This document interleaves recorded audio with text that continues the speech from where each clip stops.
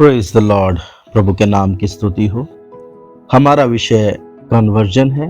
Conversion के विषय में एक व्यक्ति के जीवन में जो परिवर्तन आता है। अक्सर लोग कन्वर्जन को धर्म परिवर्तन से जोड़ते हैं, लेकिन मसीह यीशु के पूरे उपदेश में धर्म परिवर्तन नाम की कोई चीज नहीं है, बल्कि एक व्यक्ति के मन और उसके आत्मिक जीवन से जुड़ा हुआ विषय है। किस रीति से कन्वर्जन, उसको हम थोड़ा सा जल्दी देख लेते हैं। कन्वर्जन का काम जब एक व्यक्ति के जीवन में होता है तो उसमें सबसे पहली बात है कि उसको समझ आ जाता है कि वो पाप में पड़ा हुआ एक व्यक्ति है और यीशु मसीह परमेश्वर की ओर से एक उद्धारकर्ता के तौर पर परमेश्वर के द्वारा भेजे गए हैं। दूसरा, जब उसको समझ आ जाता है तो उसके अंदर बदलाव आने शुरू होते हैं। बदलाव से मतलब कि वो अपने मन में अब निर्णय लेने की एक हालत में आ जाता है। निर्णय किस प्रकार के? जो जीवन उसने मसीह में आने से पहले जिया, पाप का जीवन, उस पाप के जीवन को वो दुख के साथ छोड़ना चाहता है कि उसने एक लंबा समय अनजाने में पाप के वश में पड़कर अपने जीवन का एक लंबा समय उसने गंवा दिया। उस बात का वो दुख अपने हृदय में रखता है। उस पाप से उसको ग्लानि होती है और वो परमेश्वर के वचन को अपने हृदय में अधिकाई से बसने देता है और वो अपने उद्धारकर्ता के प्रति बड़ा आशान्वित और ललायित होता है। उसके मन में एक नए जीवन की उमंग रहती है और वो एक निर्णय लेने की हालत में रहता है। उसके बाद पश्चाताप के साथ वो फैसला लेता है और उसके हृदय में नए मसीह जीवन को जीने का उत्साह रहता है। तो इस समय में उस व्यक्ति के मन में दुख की भावना भी है अपने पुराने जीवन को लेकर, जो पापों में उसने व्यतीत किया, और नए जीवन को जो मसीह यीशु के द्वारा उसको मिल रहा है, जिसका वो अनुभव करता जा रहा है। उसके हृदय में नया जो काम होता जा रहा है, उसके अंदर नए जन्म का अनुभव, उस चीज में वो बढ़ता जाता है। इसको थोड़ा सा और समझने के लिए कोशिश करेंगे। जब एक व्यक्ति में वचन, परमेश्वर के वचन और पवित्र आत्मा के द्वारा काम होता है, उसके अंदर एक नए मनुष्यत्व की सृष्टि होती है। नया मनुष्यत्व उसके अंदर सृजा जाता है और उसकी आत्मा में एक नए अनुभव को प्राप्त करता है। नया मनुष्यत्व परमेश्वर के सृजनहार परमेश्वर के समानता और स्वरूप में है। उसकी सत्य की धार्मिकता और पवित्रता में है। उसमें पवित्र आत्मा का निवास है। अब वो नया काम हमारी जो आत्मा में हुआ है, वो हमारे जीवन में, हमारे कामों में, हमारी सोच में, हमारे व्यवहार में आने वाले बदलाव को दिखाता है। इस बात को हमने पिछली बार नामान कोढ़ी के जीवन से देखा। इस बार हम जन्म से अंधे एक व्यक्ति के विषय को लेकर इसको देखेंगे। पढ़िएगा परमेश्वर के वचन से यूहन्ना रचित सुसमाचार उसका 9 अध्याय उसका 1 से पढ़ेंगे। जाते हुए उसने एक मनुष्य को देखा जो जन्म से अंधा था। उसके चेलों ने उससे पूछा, हे रब्बी, किसने पाप किया था कि यह अंधा जन्मा, इस मनुष्य ने या इसके माता पिता ने? यीशु ने उत्तर दिया, ना तो इसने पाप किया था, ना इसके माता पिता ने, परंतु यह इसलिए हुआ कि परमेश्वर के काम उसमें प्रकट हों।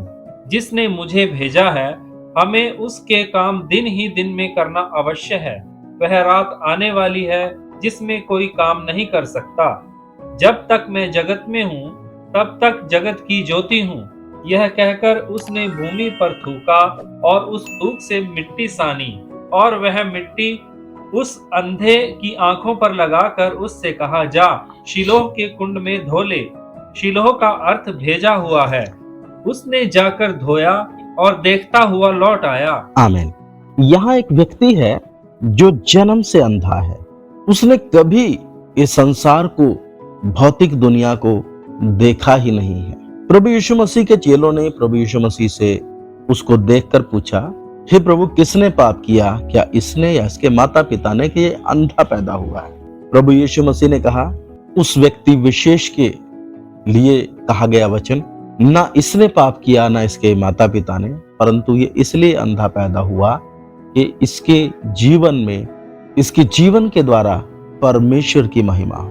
अर्थात ये व्यक्ति आज के दिन के लिए पैदा हुआ कि इसके द्वारा परमेश्वर की महिमा हो। ये एक नेचुरल कारण था कि वो व्यक्ति अंधा था, कोई पाप का कोई परिणाम के कारण वो अंधा नहीं था। लेकिन उस नेचुरल जो प्रॉब्लम है उसको प्रभु यीशु मसीह ने पूरी रीति से ठीक करने के लिए उस बात को बोला। तब यीशु मसीह ने क्या किया? भूमि पर थूका और उस थूक से मिट्टी सानी और वह मिट्टी उस अंधे की आंखों पर लगाकर उससे कहा, जा शीलो के कुंड में धो ले। शीलो का अर्थ है भेजा हुआ। तो वो व्यक्ति गया, उसने कुंड में धोया और वो व्यक्ति देखने के लिए पूरी रीति से चंगा हो गया। प्रभु यीशु मसीह अगर चाहते तो उसको अपने वचन की सामर्थ्य के द्वारा ऐसे भी चंगा कर सकते थे, लेकिन परमेश्वर हम लोगों की तरह नहीं है। परमेश्वर सर्वज्ञानी है और वो जानते हैं कि कौन सा काम किस समय पर कैसे करना है। अब ये व्यक्ति चंगा तो हो गया, लेकिन इस व्यक्ति को यीशु कौन है करके पता नहीं, क्योंकि जब इसको प्रभु यीशु ने भेजा तब ये अंधा था और जब ये शीलो के कुंड में अपनी आंखें धोता है तब ये देखने लगता है, और जब ये देखने लगता है तब यीशु मसीह इसके सामने नहीं है। इसने सिर्फ यीशु मसीह की आवाज को सुना है। लेकिन मंदिर में, क्योंकि वो सब्त का दिन था, इस बात को लेकर विवाद शुरू हो गया, क्योंकि सब्त के दिन चंगा करना फरीसियों के नियम और कायदे के अनुसार गलत है। तब इस बात को लेकर विवाद खड़ा हो गया। और 8 से पढ़े। तब पड़ोसी और जिन्होंने पहले उसे भीख मांगते देखा था कहने लगे, क्या यह वही नहीं जो बैठा भीख मांगा करता था? कुछ लोगों ने कहा, यह वही है। दूसरों ने कहा, नहीं, परंतु उसके समान है। उसने कहा, मैं वही हूँ। तब वे उससे पूछने लगे, तेरी आंखें कैसे खुल गई? उसने उत्तर दिया, यीशु नाम एक व्यक्ति ने मिट्टी सानी और मेरी आंखों पर लगाकर मुझसे कहा, शीलोह में जाकर धो ले। अतः मैं गया और धोया और देखने लगा। उन्होंने उससे पूछा, वह कहाँ है? उसने कहा, मैं नहीं जानता। यहाँ एक व्यक्ति है, जब तक वो अंधा था किसी को कोई प्रॉब्लम नहीं थी, सब शांत थे, कोई इसकी मदद करने भी नहीं आया, क्योंकि अगर मदद करता होता तो शायद ये भीख ना मांगता। मंदिर में आने वाले बड़े अमीर अमीर, धनवान, भूस्वामी, सब लोगों की इस पर नजर पड़ी होगी, क्योंकि ये सबसे भीख मांगता है। किसी ने इस पर तरस नहीं खाया, जबकि व्यवस्था कंगालों को, निर्धनों को या जो असहाय हैं उनको मदद करने के लिए बोलती है। लेकिन जब ये ठीक हो गया, उस समय में सबको प्रॉब्लम हो गई। ये ठीक ऐसे ही है जैसे कोई व्यक्ति नशे में पड़ा हो, दुष्ट आत्मा से बंधा हुआ हो और वो मंदिर मंदिर घूमता है, सब जगह लूटता है, हॉस्पिटलों में जाता है, वहां उसके साथ लूट खसोट होती है, सब जगह वो कंगाल हो चुका होता है, किसी को कोई प्रॉब्लम नहीं है। लेकिन जब वो व्यक्ति यीशु मसीह के पास आ जाता है, सबको प्रॉब्लम होती है। जब एक व्यक्ति प्रभु के पास आ जाता है, सबको दिक्कत होती है। जब तक वो असहाय होता है, जब तक वो समस्याओं में होता है, कोई उसकी सुधि लेने वाला नहीं है। रिश्तेदार भी उससे कन्नी काटते हैं। ठीक वैसा ही ये अनुभव है, इस व्यक्ति के साथ हुआ अनुभव है। इसीलिए प्रभु जानता था कि वो सब्त के दिन मंदिर में एक व्यक्ति को चंगा कर रहा है और उसका विवाद बनेगा, इसलिए प्रभु ने शीलो के कुंड में उसको भेजा। तब क्या हुआ? 13 से पढ़े। लोग उसे, जो पहले अंधा था, फरीसियों के पास ले गए। जिस दिन यीशु ने मिट्टी सानकर उसकी आंखें खोली थी, वह सब्त का दिन था। फिर फरीसियों ने भी उससे पूछा कि उसकी आंखें किस रीति से खुल गई। उसने कहा, उसने मेरी आंखों पर मिट्टी लगाई, फिर मैंने धो लिया और अब देखता हूँ। इस पर कुछ फरीसी कहने लगे, यह मनुष्य परमेश्वर की ओर से नहीं। ये मनुष्य परमेश्वर की ओर से नहीं हो सकता है, जिसने इस अंधे को चंगा कर दिया है।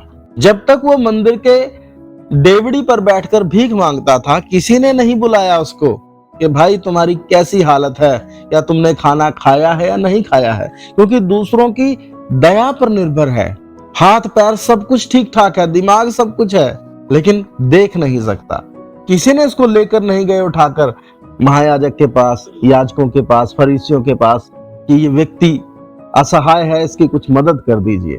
लेकिन जब वो ठीक हो गया तब एक बड़ा विवाद हो गया, लोग परेशान हो गए परेशान होने के बाद याजकों ने अनाउंस किया कि यह काम परमेश्वर की ओर से नहीं हो सकता है, जबकि व्यवस्था में जो सबत का दिन दिया गया है उसमें सबत का दिन क्यों दिया गया?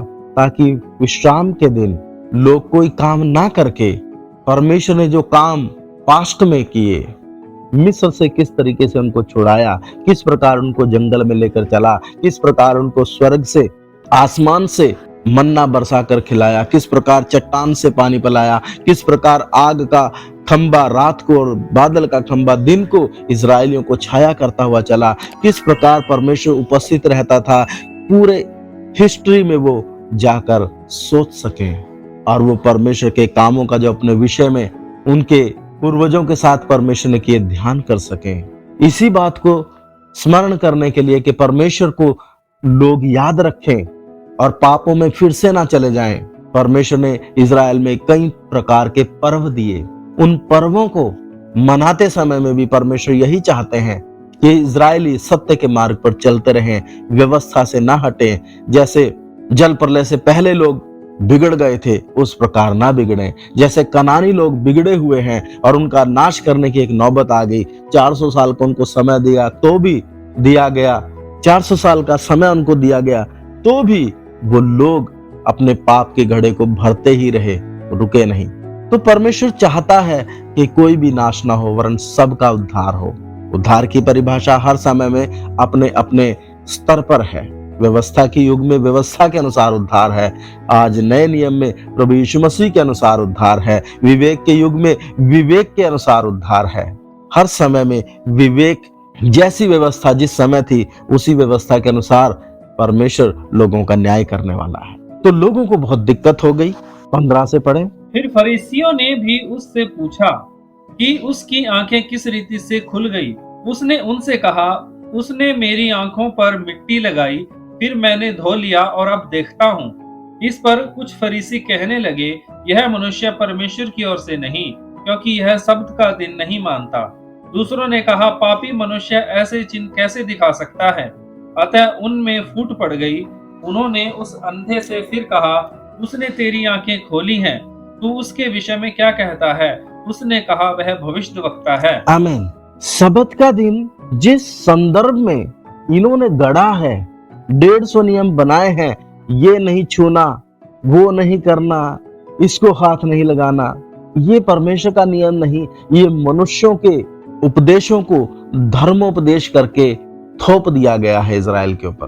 पूरे इजराइल में हर गांव में आराधनालय हैं, उन आराधनालयों में हर सबत के दिन ये सिखाया जाता है। अब एक व्यक्ति, प्रभु यीशु मसीह की सीधी परिभाषा है, क्या सबत के दिन भला करना उचित है या बुरा? क्योंकि वचन कहता है यदि तेरे पास भला करने की सामर्थ्य हो और तू नहीं करता तो ये उचित नहीं।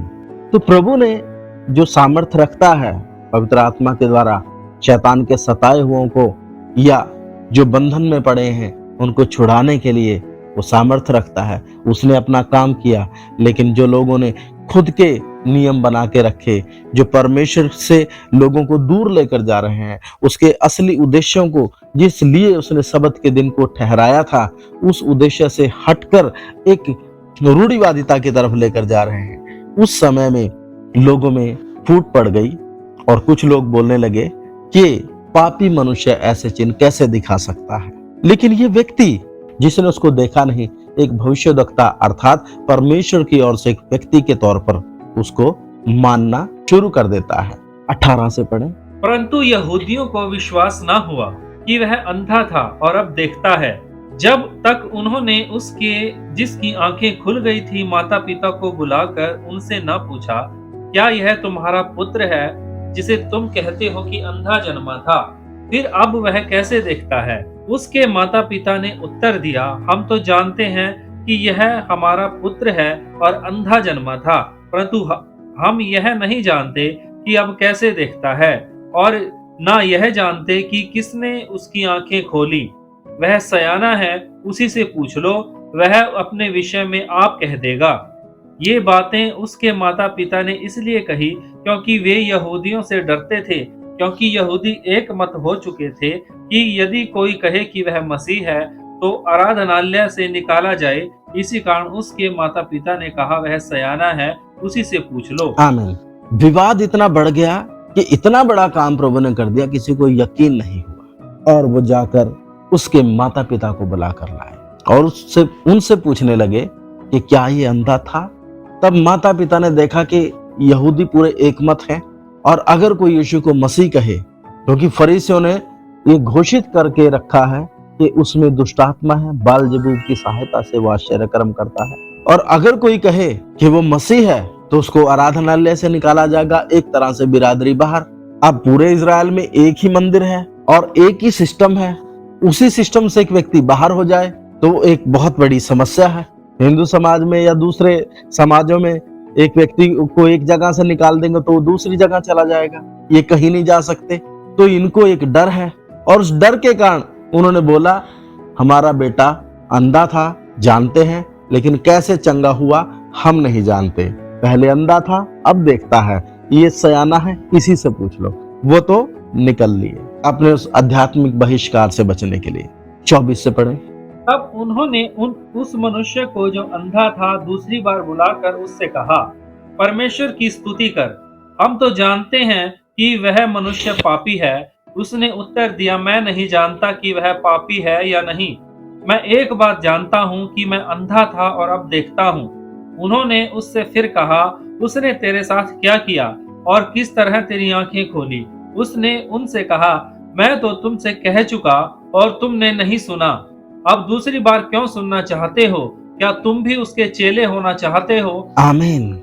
एक चीज को ध्यान से देखें, माता पिता डर रहे हैं, खुशी तो उनको भी है कि अंधा था अब देखने लगा, और फरीसी समाज का पूरा दबाव है क्योंकि एकाधिकार है।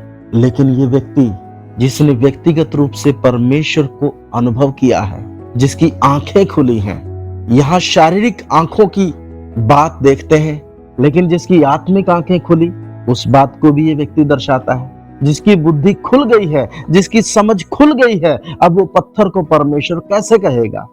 अब वो नाशमान मनुष्यों को परमेश्वर के बराबर कैसे गिनेगा, जो आज हैं और घास फूस की तरह कल मिट जाते हैं। अब ऐसे एक व्यक्ति को जिसकी समझ खुल गई है, जिसके जीवन में परमेश्वर का सीधा हस्तक्षेप हुआ है, ऐसे व्यक्ति पर सारी दुनिया उंगली उठाए। इस व्यक्ति के ऊपर पूरा फरीसी समाज उंगली उठा रहा है, लेकिन ये व्यक्ति झुकने को तैयार नहीं। क्यों? क्योंकि इसके जीवन में परिवर्तन आया है। ये पहले भी यहूदी था, अब भी यहूदी है, लेकिन इसका जीवन बदला है। बहुतेरे यहूदी वहां हैं जो विरोध कर रहे हैं, क्योंकि उनका जीवन नहीं बदला है, इसलिए उस काम को समझ नहीं पाए हैं। तो परिवर्तन, कन्वर्जन एक व्यक्ति के मन का है। प्रभु यीशु मसीह ने किसी धर्म की स्थापना नहीं करी है। धर्म की स्थापना यीशु मसीह के आने से 300 साल के बाद हुई है। ईसाई धर्म की स्थापना, पहले वो मानता था कि मसीह यीशु एक भविष्यवक्ता है। अब दूसरी बार पूछा तो वो अंगीकार कर चुका है, क्या तुम भी चेले होना चाहते हो? मतलब वो बिना देखे उसका क्या बन चुका है? चेला बन चुका है, और वो उसकी गवाही दे रहा है। एक बार नहीं, 2 बार दे रहा है। प्रेशर उसके ऊपर बहुत है, लेकिन फिर भी वो अपनी बात पर अड़ा हुआ खड़ा है। क्यों? उसने चखा है। वचन कहता है, चख कर देख यहोवा कैसा भला है। और जिसने प्रभु के साथ व्यक्तिगत अनुभव पा लिया, वो ना तो मौत से डरता है, ना विरोध से डरता है, ना हानि से डरता है, ना लाभ की चिंता करता है। इसलिए पौलुस कहता है, जो बातें मेरे लाभ की थी उनको मैंने हानि समझ लिया, जो मेरे लिए उचित था उसको मैंने कूड़ा समझ लिया। कन्वर्जन का काम शुरुआत उसके जीवन में हो गई। लेकिन जितने उद्धार पाए, जितनों के जीवन में परिवर्तन हुआ है, ये परिवर्तन रुक नहीं जाता, क्योंकि इस परिवर्तन का जो चरम है वो प्रभु यीशु मसीह की समानता, उसका डील डॉल, उसका कद, उसकी समझ है। मसीह की तरह, परमेश्वर की तरह वो सोचता है। उसके लिए एक आयत पढ़ेंगे, कुलुस्सियों की पत्री, उसका 3 अध्याय, उसका 10 वचन। और नई मनुष्यत्व को पहन लिया है, जो अपने सृजनहार के स्वरूप के अनुसार ज्ञान प्राप्त करने के लिए नया बनता जाता है। नया बनता जाता है मतलब मसीह में जब हम आ गए हैं तो रोज हम परिवर्तित होते जाते हैं। दुनिया के लोग बोलते हैं ईसाई से, हिंदू से ईसाई बन गया है, वो काम वहीं रुक गया है। लेकिन जो मसीह में आता है, उसके अंदर जब तक वो जिंदा है, रोज बदलता जाता है, क्योंकि उसके धर्म से नहीं बदलता, उसके मन से बदलता है, उसकी सोच से बदलता है। उसका चरम क्या है? मसीह यीशु उसके लिए आदर्श है। इसलिए लिखा है, अपने विश्वास के कर्ता और सिद्ध करने वाले यीशु की ओर ताकते रहो। इसलिए हम हर समय परमेश्वर से प्रार्थना करते हैं, वचन पढ़ते हैं, संगति करते हैं, प्रभु भोज के लिए अपने आप को उपस्थित करते हैं परमेश्वर के सन्मुख, या प्रभु भोज लेते हैं। क्योंकि जब तक हम इस पृथ्वी पर जिंदा हैं, हमारे दो काम हैं। नंबर 1, हम उसकी गवाही देते हैं।